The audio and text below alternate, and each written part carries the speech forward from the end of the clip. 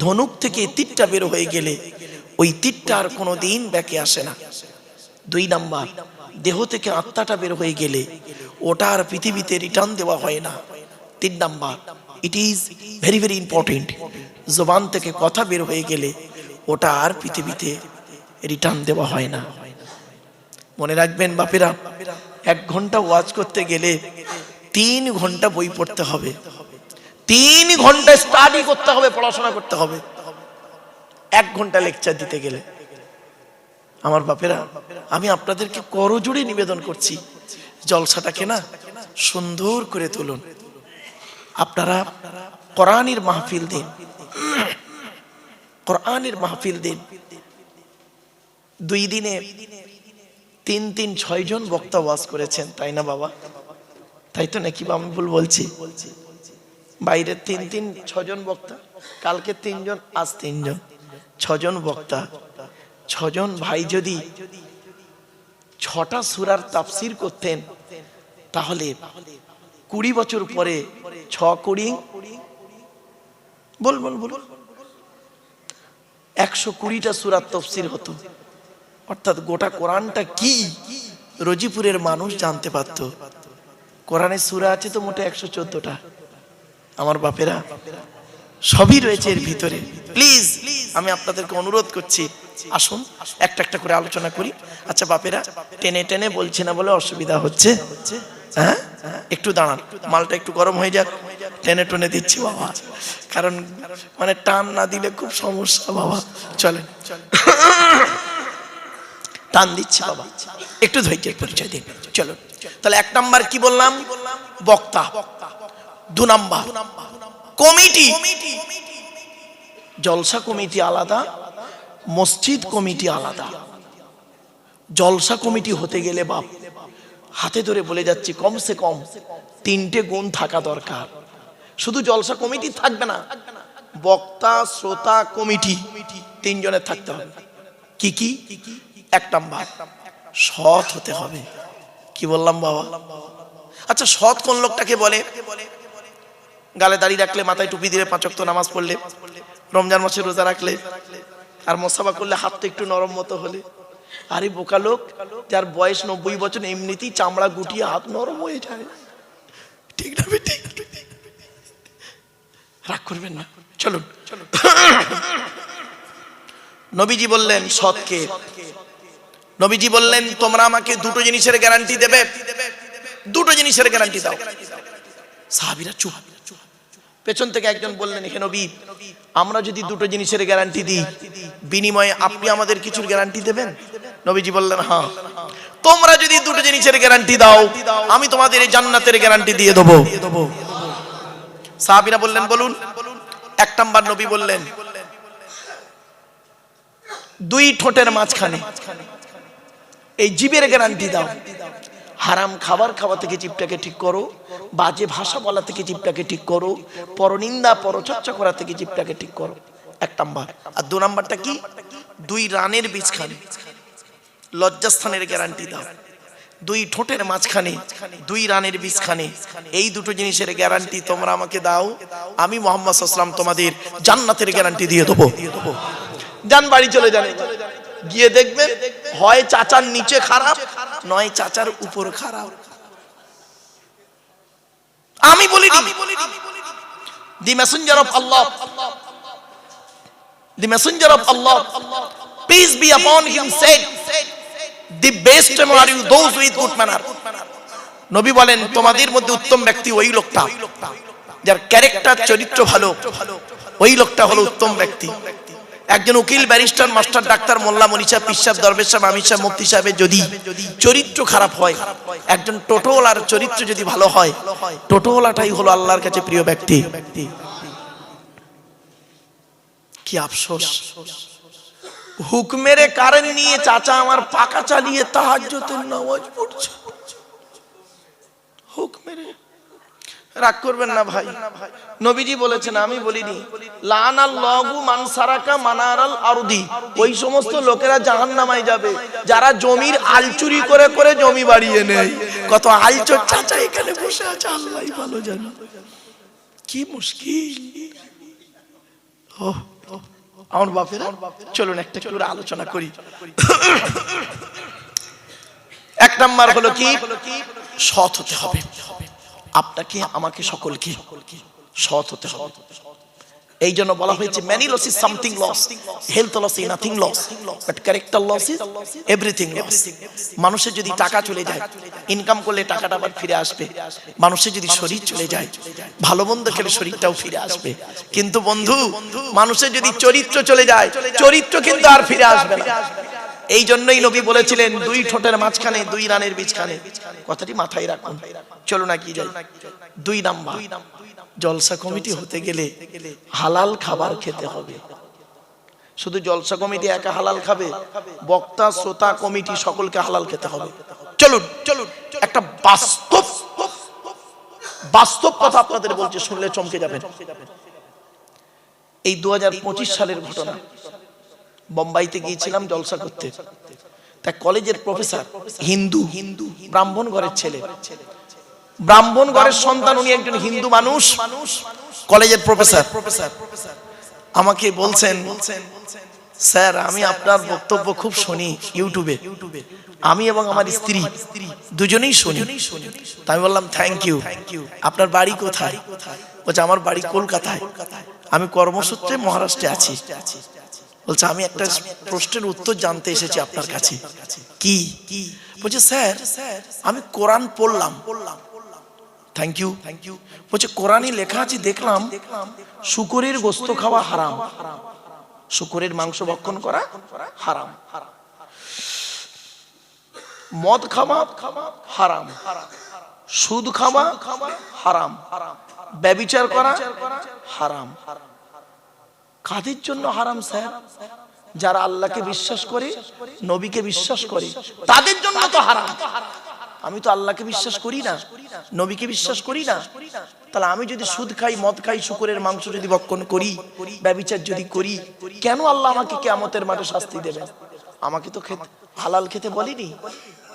প্রশ্নটা বুঝতে পেরেছেন? আর ভাই প্রশ্নটা বুঝতে পেরেছেন কি বলুন? উত্তরটা দিচ্ছি শুনুন। মারাত্মক কঠিন প্রশ্ন। আল্লাহ কেন আমাকে শাস্তি দেবেন?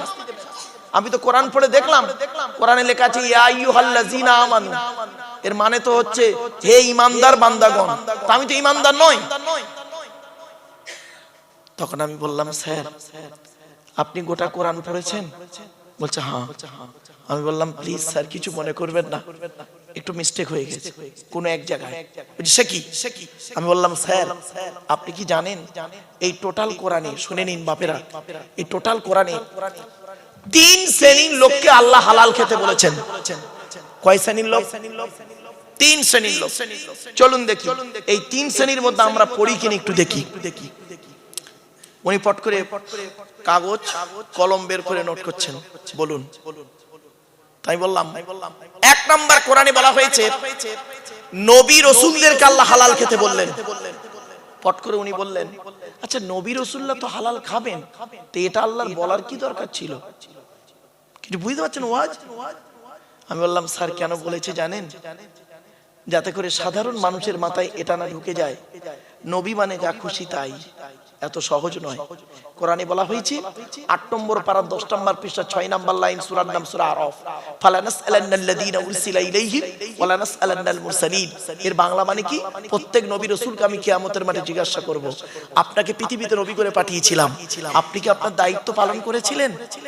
আপনাকে পৃথিবীতে রাসূল করে পাঠিয়েছিলাম, আপনি কি আপনার দায়িত্ব পালন করেছিলেন? নবী রাসূলদেরকে যদি এই রকম প্রশ্নের সম্মুখীন হয় রজিপুরের মানুষ, আপনি আমি কোন ধরনের মানুষ? আপনাকে আমাকে প্রশ্নের সম্মুখীন হতে হবে না? শুনে নিন কোরআন বলছে আয়াহসাবুল ইনসানু আইয়ুতরাকা সুদা, সূরা কিয়ামার মধ্যে আল্লাহ বলছে 29 পারা, মানুষ কি মনে করেছে এমনি এমনি ওকে ছেড়ে দেবো? এত সহজ নয়। কড়ায় গন্ডায় হিসাব নেব, তারপরে আমি আল্লাহ যদি ভালো বুঝি তো ওকে ছাড়বো, আর নইলে বলবো দাঁড়া তোর হেয়ারিং আছে। বুঝতে পারছি? চলো চলো চলো। তখন আমি বললাম স্যার কোরআনে আছে 1 নাম্বার নবী রাসূলদেরকে হালাল খেতে। কোথায় আছে আয়াতটা শুনে নিন। 18 নম্বর পারা 4 নম্বর পৃষ্ঠা 8 নম্বর লাইন, সূরার নাম সূরা মুমিনুন, আয়াত নম্বর 51 ইয়া আইয়ুহার রাসূল কুলু মিনাত তাইয়্যিবাতি ওয়ামালু সলিহা। এর বাংলা মানে কি? হে রাসূলগণ, আল্লাহ বলছেন হে রাসূলগণ আপনারা পৃথিবীতে হালাল খাবারগুলো ভক্ষণ করুন, ওয়ামালু সলিহা পৃথিবীতে ভালো ভালো কাজগুলো করুন। কেন? ইন্নী বিমা তা'মালুনা আলিম, নিশ্চয়ই আমি আল্লাহ আপনাদের সমস্ত কাজের খবর রাখি। কিছু বুঝতে পারছেন না? বা কাদের বললে এটা? বল বল বল বল বল নবী রাসূলদেরকে বললেন। আর আমাদের কি বলছে এবার দেখি। তখন উনি আমাকে ফট করে বললেন, স্যার আমি নবীও নয় রাসূলও নয়। আমিও বললাম, স্যার আমিও নবীও নয় রাসূলও নয়। তাহলে এক নাম্বারটা বাদ। বলা হ্যাঁ। দু নাম্বারটা বলুন। দ্বিতীয় কোথায় হালাল, কাকে হালাল খেতে বলেছে দেখি। যারা আল্লাহকে বিশ্বাস করে, নবীকে বিশ্বাস করে, ইসলামিক পরিভাষায় তাদেরকে মুমিন বলে। কি বললাম? তো আপনারা আল্লাহ নবীকে বিশ্বাস করেন তো? আরে ভাই বলুন না। তো আপনারা মুমিন, আমরা মুমিন। চলুন আমাদের সম্পর্কে কি বলছে কোরআন দেখি। 2 নম্বর পারা 4 নাম্বার পৃষ্ঠা 14 নাম্বার লাইন, সূরার নাম সূরা বাকারা, আয়াত নাম্বার 172। ইয়া আইয়ুহাল্লাযীনা আমানু, হে ঈমানদার বান্দাগণ, কুলু মিন তাইয়্যিবাতি মা রাযাকনাকুম ওয়াশকুরু লিল্লাহি ইন কুনতুম ইয়্যাহু তা'বুদুন। হে ঈমানদার বান্দাগণ, আমার দেওয়া হালাল রিজিকগুলো তোমরা ভক্ষণ করো, হারাম খাবার কখনোই খেতে যেও না। মনে রাখবেন, হারামের বিরিয়ানি ভাতের থেকে হালালের ডাল ভাতটাই ভালো। ঠিক না বে ঠিক? শুনে নিন, কয়েক কটা দেহ মাটিতে পচে না, কয়েক কটা দেহ মাটিতে পচে না, আর এই দেহগুলো জান্নাতে যাবে। 1 নাম্বার হলো নবীদের দেহ মোবারক মাটিতে পচে না, জোরে বলুন। 2 নাম্বার শহীদানদের দেহ মোবারক মাটি খেতে পারে না, টাটকা থাকে। 3 নাম্বার মোকাম্মাল কোরআনে হাফেজের দেহ, মোকাম্মাল কোরআনে হাফেজের দেহ। শব্দটা কিন্তু দুবার বলেছি বাবা। মোকাম্মাল কোরআনে হাফেজের দেহ। ওই ছেঁচড়া মার্কা হাফেজ সাহেবের কথা বলিনি। ওই হাফেজ সাহেব হয়ে মসজিদে ইমামতি করছে, পাশের বাড়ির মেয়েটার প্রেগন্যান্ট করে দিল, ওই ক্যারেক্টার লস হাফেজ সাহেবের কথা বলিনি। মোকাম্মাল কোরআনে হাফেজের দেহ। জোরে বলুন। 4 নাম্বার হাক্কানি আলেমের দেহ মাটি খেতে পারে না, টাটকা থাকে। 5 নাম্বার মুয়াজ্জিনের দেহ, 12 বছর যদি কেউ নিঃস্বার্থভাবে আযান দেয়, ওই দেহ মাটি খেতে পারে না, টাটকা থাকে। আচ্ছা, এই 5টার মধ্যে আমরা হতে পেরেছি, তাহলে আমরা সব 6 নাম্বার একটা লাইন আছে, বলবো হালাল খানেওয়ালা মানুষের দেহ মোবারক মাটি খেতে পারে না, জোরে বলুন। করজোড়ে বলে যাচ্ছি বাপ, হালাল খাবারটুকু খান, হালাল খাবার খান, কোরআনে বলা হয়েছে। চলুন, উনি তখন বললেন, স্যার আমি মুমিন নই, ওটা আপনার জন্য প্রযোজ্য। তাই বললাম, স্যার 2 নম্বরটা বাদ, চলুন 3 নাম্বারটাই দেখি আপনি আছেন কিনা। কোরআনে সমস্ত মানব জাতিকে আল্লাহ হালাল খেতে বলেছেন। আমি বললাম, স্যার আপনি কি মানব জাতির মধ্যে আছেন, নাকি আপনার চিন্তা ভাবনা ম্যাংকি থেকে ম্যান, মানে বাঁদর থেকে মানুষ? আপনি কি এরকম চিন্তা ভাবনার মানুষ? বুঝে না, আমি আদমের সন্তান, আমি মানুষ। বললাম, স্যার আপনি হিন্দু হন, মুসলিম হন, জৈন হন, ব্রাহ্মণ হন, খ্রিস্টান হন, আপনি যদি মানব জাতির মধ্যে হন, আপনাকে হালাল খেতে বলেছে কোরআনে আল্লাহ। বলছি সে কি? বললাম, শুনুন, আপনারাও শুনে নিন। 2 নম্বর পারা 4 নাম্বার পৃষ্ঠা 8 নাম্বার লাইন, সূরার নাম সূরা বাকারা 168 নাম্বার আয়াত। ইয়া আইয়ুহান নাস, হে মানব জাতি। এখানে হিন্দু মুসলিম কোনো ডিভাইডেড নেই, ঠিক না বেঠিক? কুলু মিম্মা ফিল আরদি হালালান তাইয়্যিবা, পৃথিবীতে আমার দেওয়া হালাল রিজিকগুলো তোমরা ভক্ষণ করো। ওয়ালা তাত্তাবিউ খুতুওয়াতিশ শায়তান, শয়তানের পথকে অনুসরণ করিও না। ইন্নাহু লাকুম আদুউম মুবিন, শয়তান হলো তোমাদের প্রকাশ্য দুশমন। সঙ্গে সঙ্গে ওনার গালে হাত, ঠিক এইভাবে গালে হাত দিয়ে বসে পড়ে। আমি বললাম, স্যার আপনার কি ধারণা হয় যে কোরআন শুধু মুসলমানদের জন্য এসেছে? আপনারা কি মনে করেন কোরআন শুধু মুসলমানদের জন্য এসেছে? না, কোরআন এসেছে মানব জাতির কল্যাণের জন্য। 2 নম্বর পারা 7 নম্বর পৃষ্ঠা 2 নম্বর লাইন সূরার নাম সূরা বাকারা, হুদাল্লিন নাস, মানুষের হেদায়েতের জন্য। অবাইয়িনাতি মিনাল হুদা ওয়াল ফুরকান, ন্যায় অন্যায়কে পৃথক করার জন্য কোরআন নাযিল হয়েছে। আমি বললাম স্যার আপনার কি ধারণা হয় যে মুহাম্মদ সাল্লাল্লাহু আলাইহি ওয়াসাল্লাম শুধু মুসলমানদের নবী? মুহাম্মদ সাল্লাল্লাহু আলাইহি ওয়াসাল্লাম শুধু মুসলমানদের নবী নয়। উনি বলছেন আমার তো তাই বিশ্বাস হয়। বললাম না স্যার, কোরআনে মুহাম্মদকে শুধু মুসলমানদের নবী করা হয়নি। বলছে সে কি? বললাম স্যার কোরআনের 9 নম্বর পারা 9 নম্বর পৃষ্ঠা 11 নম্বর লাইন সূরার নাম সূরা আরাফের মধ্যে আল্লাহ বললেন, কুল নবী তুমি বলো, ইয়া আইয়ুহান নাস, হে মানব জাতি। এখানে হিন্দু মুসলমান কোনো পার্থক্য নেই। হে মানব জাতি, ইন্নী রাসূলুল্লাহি ইলাইকুম জামিয়া, আল্লাহ পাক কুল কায়নাতে রাসূল করে মুহাম্মদকে পাঠিয়েছেন। তো আপনি কি ভাবলেন? তাহলে 1 নাম্বার হলো, 2 নাম্বার হলো হালাল খেতে হবে, 3 নাম্বার হলো বাবা জলসা কমিটি হতে গেলে 5 ওয়াক্ত নামাজি হতে হবে। খারাপ সেন্স নেবেন না, শুধু জলসা কমিটি 5 ওয়াক্ত নামাজ পড়বে না আর বক্তার কাজা করবে, বক্তাবাদ শ্রোতাবাদ না, বক্তা শ্রোতা সকলকে নামাজি হতে হবে। আল্লাহর নবী মুহাম্মদ সাল্লাল্লাহু আলাইহি ওয়াসাল্লাম পৃথিবী ছেড়ে যেদিন বিদায় নিচ্ছিলেন, জীবনের শেষ কথাটি ছিল কি জানেন? as-salat, as-salat, নামাজ, নামাজ, নামাজ। আমার বাপেরা বড় কষ্ট লাগে কি জানেন? মানুষ নামাজ পড়ে না। ছোট্ট একটা উদাহরণ দিলেই বুঝতে পারবেন। আচ্ছা বর্তমানে ইহুদিদের সংখ্যা বেশি না মুসলমানদের সংখ্যা বেশি?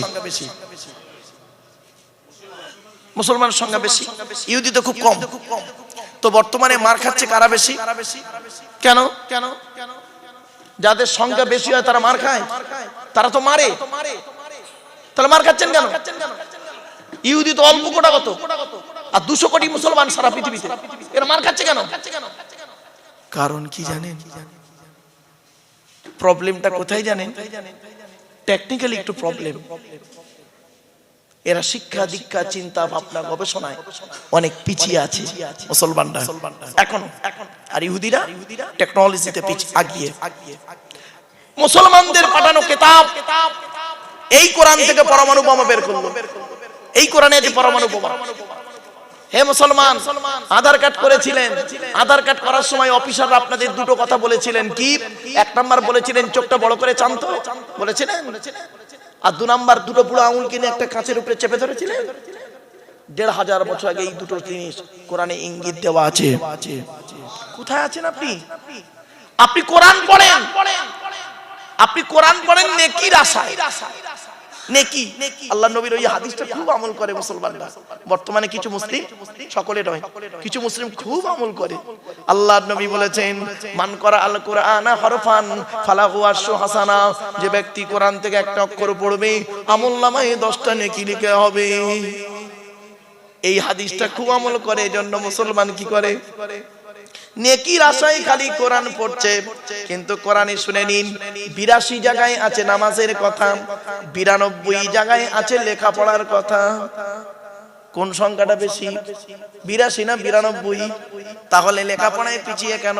কোরআনে বলা হলো আফালা ইয়াতাদাব্বারুনাল কোরআন, এই আয়াতটা কোরআনে 2 জায়গায় আছে, 26 পারায় আর 5 পারায়। তারা কি আমার এই কোরআনকে নিয়ে একবার চিন্তা ভাবনা করে না? এ মুসলমান কোরআন নিয়ে গবেষণা করলো না। এরা কি করলো? এ কোরআনকে নিয়ে গবেষণা করলো কারা? America, London, France, Britain, Japan, Jordan, Germany ঠান্ডা করে বসে বসে কোরআনকে নিয়ে গবেষণা করলো। কারা করলো? Humphry Davy, Michael Faraday, Einstein, Isaac Newton, doctor Maurice Bucaille, mister Cook, mister জাবিরিন, mister Campbell, Raja Rammohan Roy, Ishwarchandra Vidyasagar, Rabindranath Tagore, Acharya Jagadish Chandra Bose, Francis Drake, Williams Keith Moore, Williams Harvey, Thomas, George Bernard, এরা কোরআনকে নিয়ে গবেষণা করলো। আর আমরা কি করলাম? আমরা কিছু মৌলবি, আমরা কিছু মৌলবি, সকলে নয়, ভুল বলা হবে, আমরা কিছু মৌলবি কোরআনটাকে কিভাবে ইউটিলাইজ করলাম দেখবেন। তেল পড়া, পানি পড়া, ওয়াজ করা, খতম পড়া, তাবিজ মরা, ঘর বন্ধ করা, নিজেদের মধ্যে মারামারি করা, গোল টুপি, লম্বা টুপি, চেরা জামা, ফাড়া জামা, তবলিগ, ফুরফুরা, বেরেলি, ওয়াহাবি, জামাতে ইসলামী, হালাদি, বুকে হাত বাঁধা, নাভির নিচে হাত বাঁধা, নামাজে জোরে আমিন বলা, আস্তে আমিন বলা, 20 রাকাত তারাবি, 8 রাকাত তারাবি, কিয়াম করা না করা, ওর বলে কাফের, ওর বলে কাফের। ঠিক না বেটি? বাবাজি কতদিন মুসলমান না মার খাবেন? কতদিন মার খাবেন?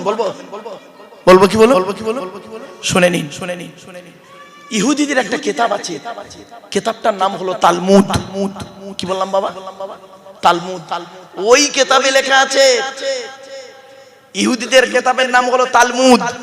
ওই তালমুদ কিতাবে লেখা আছে, হে ইহুদিরা, সেই দিন থেকে মুসলমানদের সঙ্গে আর পারবে না, হেরে যাবে। কোন দিন থেকে? তোমরা লক্ষ্য করবে, যেদিন তোমরা দেখবে মুসলমানদের ফজরের নামাজের জামাত জুম্মার নামাজের জামাতের সমান হবে। সুবহানাল্লাহ বলা গেল না? ফজরের নামাজের জামাত জুম্মার নামাজের সমান হবে। সেই দিন থেকে বুঝে নেবে এরা যাই তাই মুসলমান নয়, এরা হলো সেই মুসলমানের উত্তরাধিকারী যে মুসলমান 313 জন মুসলমানকে নিয়ে বদরের যুদ্ধের প্রান্তরে হযরত মুহাম্মদ সাল্লাল্লাহু আলাইহি ওয়াসাল্লাম যাদেরকে নিয়ে 1000 শত্রুর মোকাবেলা করতে গিয়ে মাত্র 14 জনকে হারিয়ে ইসলামের পতাকা পুঁতেছিল, এরা হলো তাদের উত্তরাধিকারী। অতএব আর পারবো না এদের সাথে। আর ইহুদিরা এটা খুব ভালো রকম খবর রাখে, দেখ না মুসলমানদের জুম্মার নামাজ আর ফজরের নামাজটা কেমন। তা দেখছে জুম্মার নামাজে 3 তালা ভর্তি, আর ফজরের নামাজে ইমাম সাহেব আর 4টে বুড়ো। অতএব ওরা বুঝেই নিয়েছে যে যত মারবি তত লাভ, কোনো লাভ না। কথাটা শুনতে হয়তো টক লাগছে না, শুনতে টক লাগছে, কিন্তু ইউরিক অ্যাসিড যাদের টক তাদের উপকার। কথাটা শুনতে একটু তিতো লাগছে, তবে যাদের সুগার তাদের খুব উপকার। জ্ঞানী গুণী বুদ্ধিজীবী মানুষ, চলুন এগিয়ে যাচ্ছি। পৃথিবীতে আল্লাহ কিতাব পাঠিয়েছে কটা? মোট 104টা। এগুলো মনে রাখবেন, 104টা। 100টা হলো সহিফা, ছোট ছোট চিরকুট। কার উপরে কটা এলো? শুনে নিন। আদম নবীর উপরে এসেছে 10টা, ইব্রাহিম নবীর উপরে এসেছে 10টা, তাহলে 20টা। আর শীষ নবীর উপরে এসেছে 30টা, কত হলো? 50টা। ইদ্রিস নবীর উপরে এসেছে 50টা, কত হলো? 100টা। মোট এসেছে কটা? 104। 104। 1 নম্বর কিতাবের নাম কি? কিতাবটার নাম হলো তাওরাত।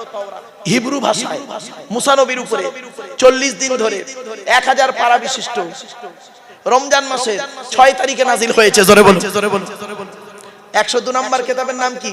কিতাবটার নাম জবুর। কি বললাম? জবুর।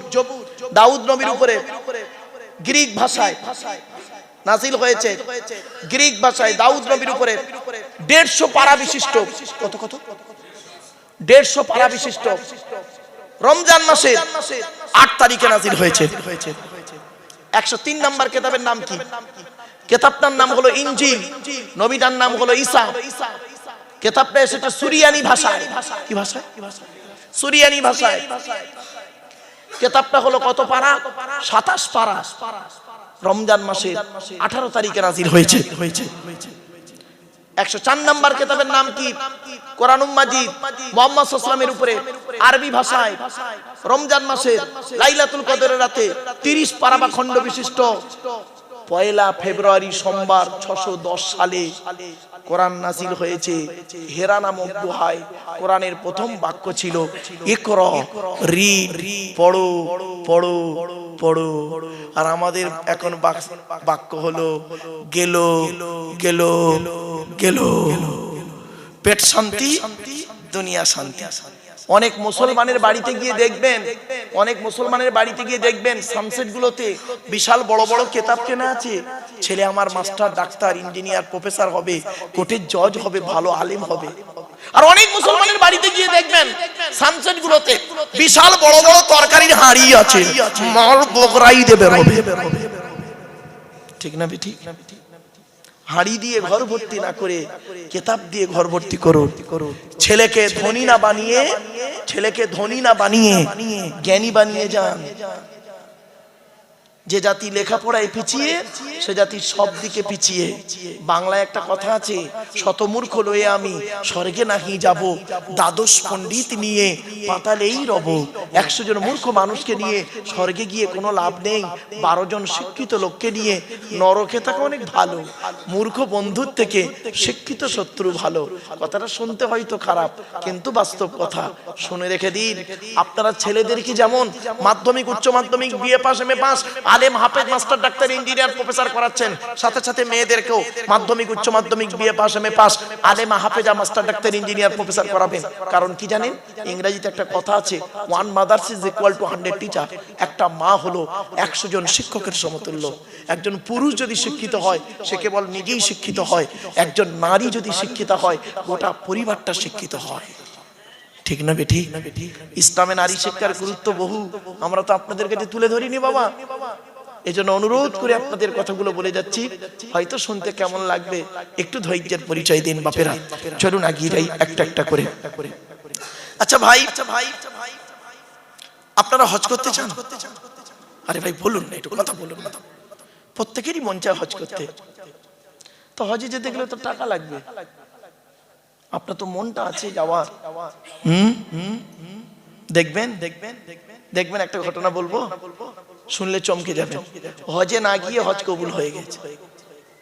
কি হজে না গিয়ে তার হজ আল্লাহর দরবারে কবুল হয়েছে। শুনে নিন এখানে ভালো করে, সংক্ষেপে বলছি বোঝার জন্য, একদম সংক্ষেপে। ওই এক্সাম্পল না আনলে তবে বোঝাতে পারবো ভালো। লোকটার নাম হলো আব্দুল্লাহ ইবনে মুবারক। কি বললাম বাবা? নামটা একটু বলেন। আব্দুল্লাহ ইবনে মুবারক খুব বড় আলেম, তৎকালীন যুগে বড় আলেম ছিলেন এবং খুব আল্লাহর ওলি লোক ছিলেন। উনি হজে যাবেন, ওনার বন্ধুও যাবেন, 2 বন্ধু একসঙ্গে হজে যাবেন।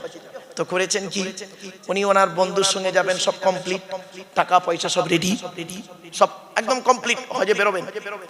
এমত অবস্থায় উনি করলেন কি, ওনার ছোট ছেলেটা কাঁদতে কাঁদতে আসছে।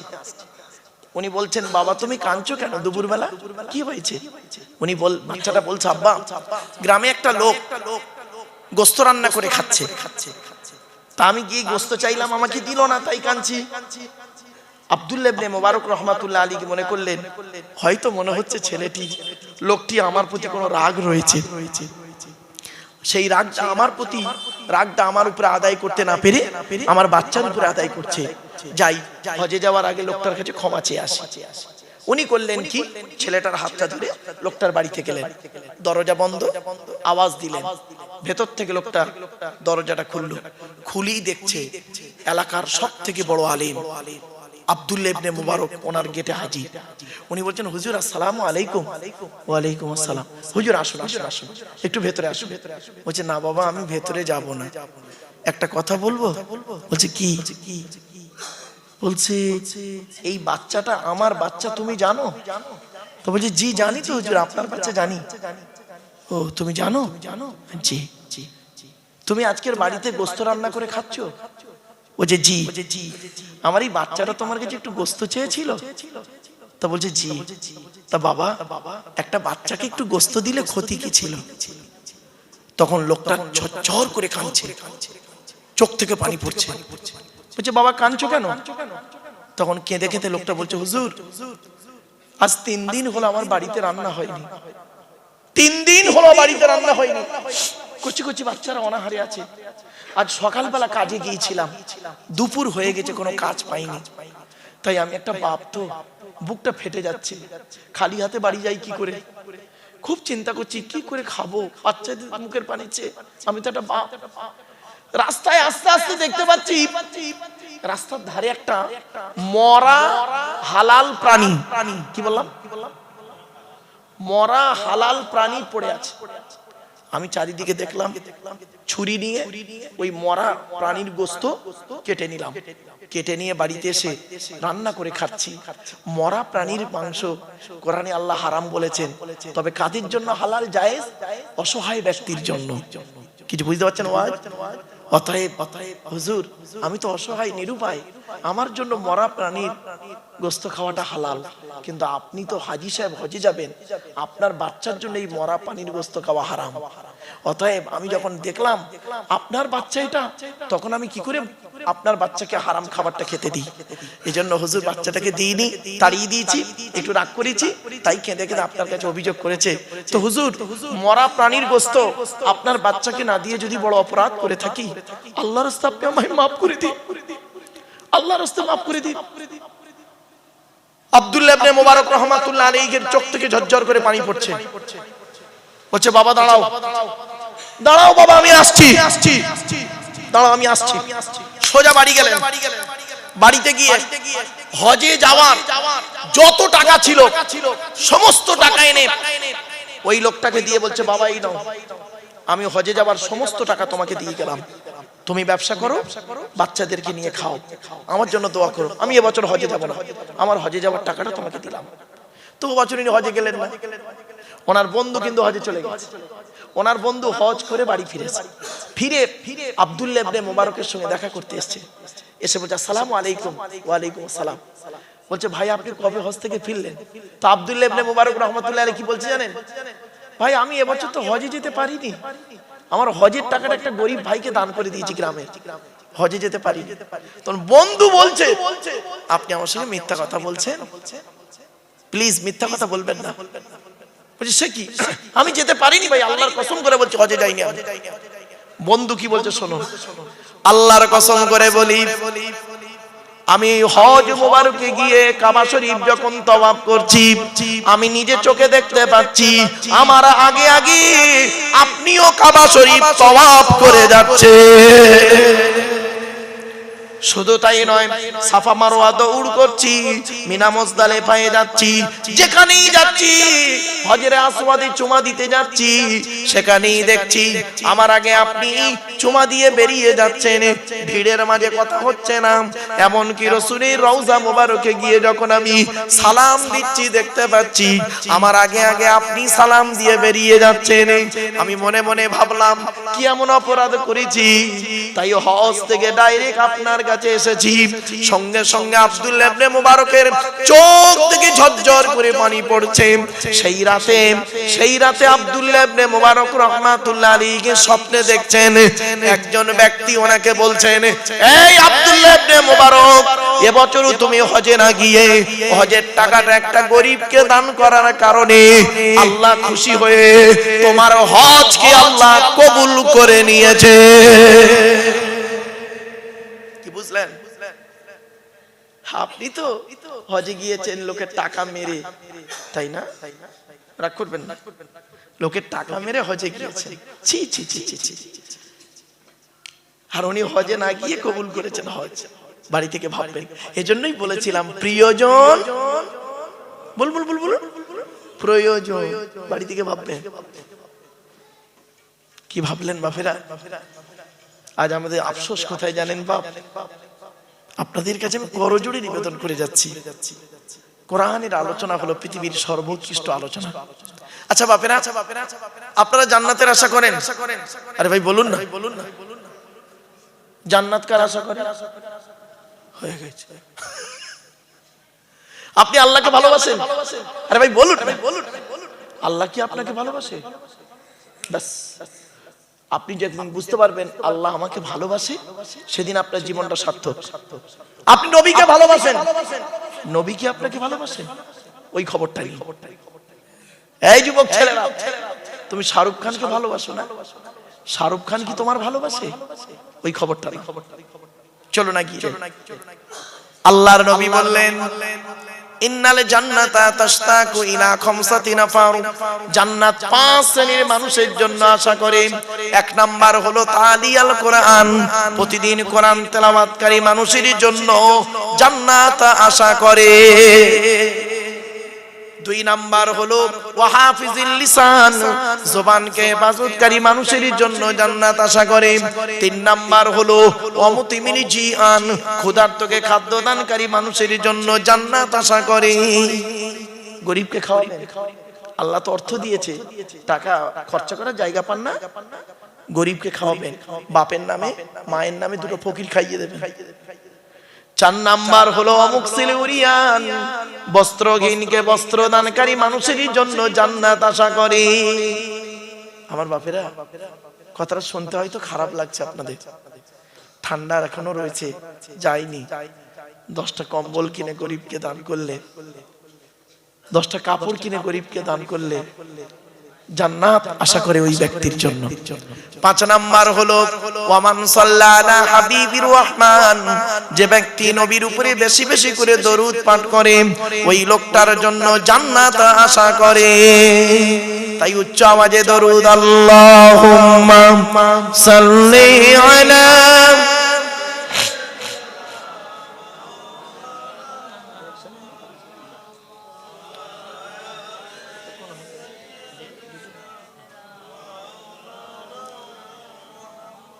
আসলে কি জানেন, শেষ দিনের শেষ রাতের শেষ লগ্নের জলসা তো, এই জন্য আপনাদের আমি অনুরোধ করছি, জলসা যখন দেবেন দয়া করে রাত 12টার উপরে যাবেন না। 12টার পরে না মানুষের ওয়াজ শোনার মেন্টালিটি ভালো থাকে না। কথা বুঝতে পারছেন? যদি আপনাদের খুব এ যায় 11টা থেকে 12টা করবেন, এর বেশি যাবেন না। একটা বক্তা আনবেন, ব্যাস দুদিনে 2টো বক্তা করবেন, 3 ঘন্টা করে হয়ে যাবে। 9টা 12টা হয়ে গেল। কিছু শিখতে পারবেন, জানতে পারবেন, বুঝতে পারবেন। আর শর্ট টাইমের ভিতরে কোনটা বলি কোনটা ছাড়ি এরকম মনে হচ্ছে। আমার বাপেরা কথাগুলো একটু মূল্যায়ন করুন। চলুন। আচ্ছা, মা বোনেদের বসার জায়গা আছে ভাই? না, যাই হোক, মা বোনেদের কাছে আওয়াজ যাচ্ছে। মা বোনেরা অনুরোধ করে বলে যাচ্ছে, মা বোনদেরকে আমি কয়েকটা কথা বলে যাব, গুরুত্বপূর্ণ কথা। এই কথাগুলো আপনারা মাথায় রাখুন মায়েরা বোনেরা। কি 1 নাম্বার শোনো, আল্লাহর নবী একদিন সাহাবীদেরকে বলছেন, তোমাদের বাড়িতে কয় শ্রেণীর মেয়ে ছেলে আছে গো? সাহাবীরা বললেন, হে নবী, আমাদের বাড়িতে 4 শ্রেণীর মেয়ে ছেলে আছে। কে কে? মা, বোন, মেয়ে, বউ, 4 শ্রেণীর মেয়ে। নবীজি বললেন, কি করে বুঝবে ওরা জান্নাতি না জাহান্নামী? বলুন আপনারা, কি করে বুঝবেন আপনার স্ত্রী, আপনার মা, বোন, মেয়ে, বউ জান্নাতি না জাহান্নামী? নামাজ পড়ে বলে, রোজা রাখি বলে? না। আল্লাহর নবী সাহাবীরা পুরো চুপ। নবীজি বললেন, শোনো, যে সমস্ত মেয়েদের মধ্যে কমসে কম 6টা অভ্যাস পাবে, কটা 6টা অভ্যাস যে মেয়ের মধ্যে থাকবে, ওই মেয়ে ছেলে যত নামাজ পড়ুক, রোজা রাখুক, হজ করুক, জাহান্নামী। কি 1 নাম্বার, ওই মেয়ে ছেলে নামাজ পড়ে রোজা রেখে জাহান্নামায় যাবে যে মেয়ে ছেলে তার স্বামীর সঙ্গে যখন কথা বলে মেজাজ দিয়ে কথা বলে। অনেক মা বোন আছে দেখবেন, স্বামীর সঙ্গে কথা বলে, পাড়ার লোকের সঙ্গে কথা বলে মিষ্টি ভাষায়, আর স্বামীর সঙ্গে যখন কথা বলে মেজাজ দিয়ে। জানি না কেন, হয়তো হতে পারে স্বামী গরিব ঘরের সন্তান, ও হয়তো মেয়েটা হয়তো ধনী ঘরের মেয়ে, হতে পারে স্বামীটা হয়তো গায়ের রং কালো, মেয়েটার গায়ের রং অতি সুন্দর, হতে পারে স্বামীটা হয়তো 8 ফেল, মেয়েটি হয়তো MA পাস, জানি না। এই জন্য আপনাদেরকে বলে যাচ্ছি, পুরুষ 4 জনকে খুশি করলে জান্নাতি। কজন? আপনি এখানে বসে বসে ভাবুন, 4 জনকে পৃথিবীতে খুশি করুন, আপনি জান্নাতে যাবেন। 4 জনকে খুশি করুন।